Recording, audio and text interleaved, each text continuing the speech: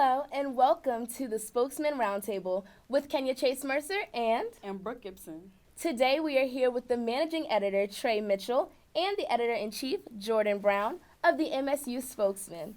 Today we're going to be talking a little bit about the university loosening up the mask mandate on campus. So, Trey and Jordan, welcome to the MSU Spokesman Roundtable. Thank you so much. We're really excited to have you guys here. Great to be here. Okay, so Jordan, tell us about the story.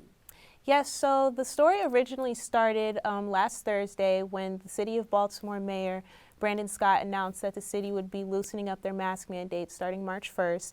And I originally planned an interview with President Wilson that day to discuss the bomb threat that the police department actually responded to on campus that day. And once that topic came up, I decided to ask him a few questions about when Morgan would revisit their decision. And he let me know that the president would be having a cabinet meeting the following Tuesday to discuss that decision. And then from there, we moved on with Trey. She interviewed President Wilson the next day once that meeting concluded to see what they would be doing moving forward. Okay. Is there anything that you learned about the new mask mandate?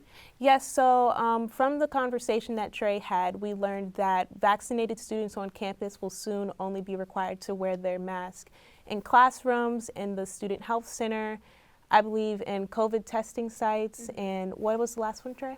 The health center, the classrooms, testing sites, and the transit, so the buses. Yeah, public transportation. Okay, and what was your editing process when getting the story all together? Yes, so when I was editing that story, I really wanted to work with Trey to make sure that we were getting direct quotes from Wilson to make sure that this was coming directly from him because the university hadn't announced it yet. We were the first to get that story out. So I was really wanted to make sure that we were looking at all angles of the story, why the mask mandate was being lifted, why they were revisiting the conversation, and just what exactly that would entail for students that are vaccinated, students that have vaccine exemptions, and moving forward, what that would mean for students on campus. Okay, and how long did that take for you? I think we got that story up within, about an hour or two. Yeah, well, and if I could go off of what Jordan was saying, we really, during the editing, her editing, it was almost like as I was writing, she was editing. Okay. Like we just did it on a little notes app because we were trying to hurry up and just get it done. Right. So, I mean, I was really grateful to have Jordan as the editor because we already have a really good working relationship. So I feel like we really collaborated on this piece, in all honesty. That's awesome. So I know when a lot of people read the Spokesman, we were taken aback by hearing about the mask mandate being lifted or loosened. What was your reaction to that, to finding out about the loosening of the guidelines? So honestly, when I was interviewing President Wilson, it kind of came as a little bit of a shock to me. It was, for me, I think I'm a little bit more reserved when it comes to wearing masks and following safety protocol. I just lost a family member actually recently from COVID, so that really heightened my awareness about it. So when he announced that the mask mandates would be loosened, my heart actually sunk a little bit, just because that's not something that I was very prepared for. But, talking to him as in President Wilson, it seems like he has made this decision based off of some of the data that they have, some of the data that the city and the state have been collecting. So I felt more comfortable knowing that it was a well thought out plan. Yeah. That's awesome. So I know that with the whole COVID-19 pandemic going on, a lot of people don't know what to do. They don't know what's going on. So did you get a chance to ask President Wilson, if this new mandate backfires, do they have a backup plan? I think we didn't really get into it much in this conversation, but in the conversations Jordan and I have had with him, he's gone over a couple of times that if it reaches about a 5%, I think, Positivity rate? Yeah, rate of cases on campus or of the people that were tested, then they'll go back to revisit some of their restrictions that they had.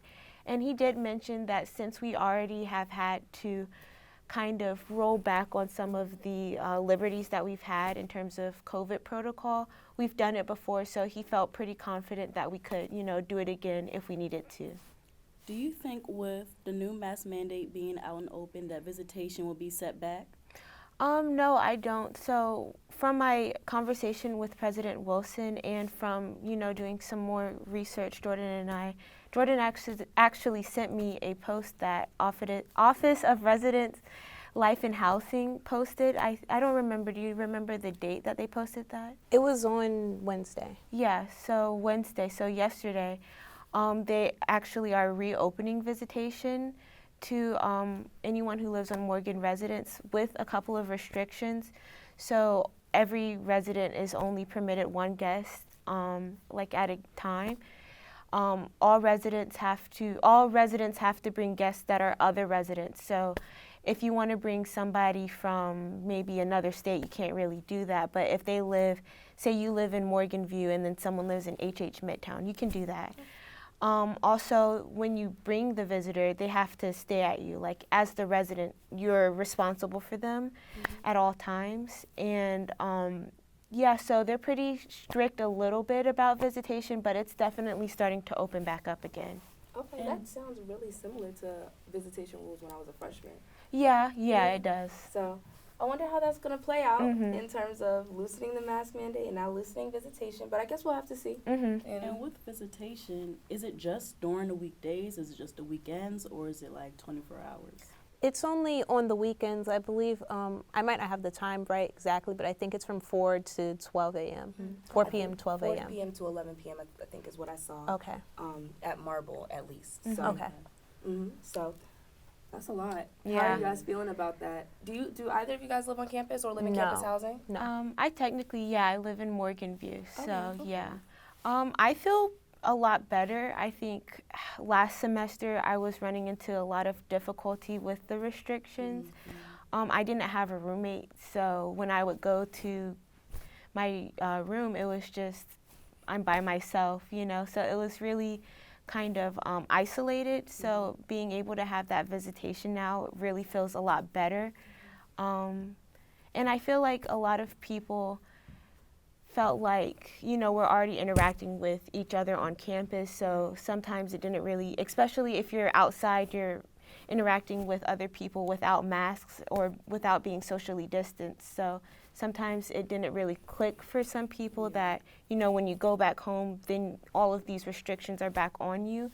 But I think that it makes sense to allow some visitation, and I feel like it's at a place now where the university and the students are kind of going to be able to work a little bit better towards, keeping themselves safe during COVID.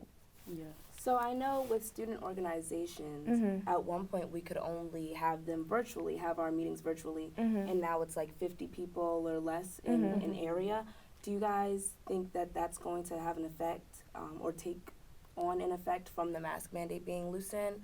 Or how do you think that's going to play out? Did you get a chance to talk to anybody about that? Yeah, so we have one of our staff writers currently working on a story of what campus events students would like to see now that restrictions are being lifted and things are going up. But I do know that as the campus has seen a decline in cases based on who is testing on campus, that's kind of what led to the decision to lift some of their restrictions and add more people that can come to events, having in-person events. And I believe that once we get back from spring break, they're going to lift it even more. I think it will be up to 75 people that can start going to events in person. Okay. So. And when it comes about getting tested on campus, where would you go? Yeah, so getting tested on campus, there's 2 different testing centers, one for regular students and then one's for students in the athletic department. So students and faculty members that would like to get tested can go to the Montebello complex. It's in room 200B, I believe, because I would get tested often last semester, like before I went home on the weekends, so I was over there a lot. But their testing center is open. I think they've expanded to 3 to 4 days a week, and their hours are from 9 a.m. to 3:30 p.m. Okay. Did you guys get a chance to talk to President Wilson about how he may enforce more people getting tested on campus if he has a plan to do so? From our conversations, it seems very much like very student driven. So if you feel inclined to go get tested, then go get tested. And I think he and the university are really relying on students wanting to do that for themselves. Okay. And there have been conversations with Dr. Kevin Banks with Student Affairs. He's spoken about the university starting up like pool testing, so they will like put together different groups of people that have to get tested within a certain week. But we haven't seen any of that happen as of yet, but that's just been in the works of conversations. Okay. And when that does happen, are you guys going to report on it? Because I'm sure everybody would love to know. Most definitely. Yeah, I think it would definitely be great because, like, you know, a lot of people don't know that they can get tested or, like, maybe where they can get tested. And I think that it's just a great access to have on campus. You're right there because there was a point in time, like, during Christmas time, it was really difficult just to get a test or be able to find somewhere where you can get free testing and get the results back in a certain amount of time. So I think, like, being able to share that with the community would be a good thing. Yeah, for sure. Well, we really, really thank you guys for being here. Yes. We got a lot of information, and we're excited to see your next stories. Yeah. Is there anything else that you guys would like to say to anybody that's watching or that will be wondering anything that we might not have touched on? No, I would just say, well, first, thank you guys for having us, of course. And make sure that you're staying up to date on all Spokesman news at the msuspokesman.com. Thank you for watching. This is the Spokesman Roundtable, again with Kenya Chase Mercer and Brooke Gibson. tune in again.